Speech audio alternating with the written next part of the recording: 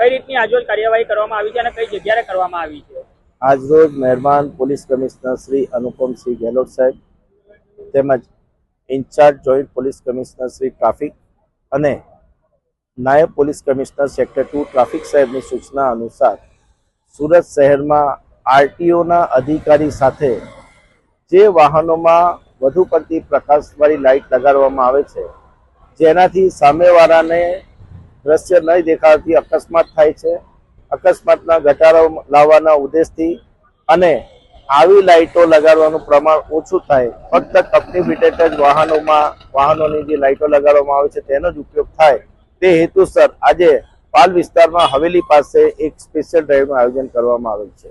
તમે સુરત શહેરની જનતાને શું સંદેશો પાઠવવા માંગશો? સુરત શહેરની જનતાને સુરત શહેર ટ્રાફિક પોલીસ તેમજ આરટીઓ તરફથી એક જ સંદેશ છે કે કંપની ફિટેડ જે લાઇટ આવે છે એનો જ ઉપયોગ કરો. વધુ પડતી પ્રકાશવાળી લાઇટનો ઉપયોગ કરવાથી સામેવાળાને નુકસાન થાય છે, અકસ્માત થવાનો ભય રહે છે.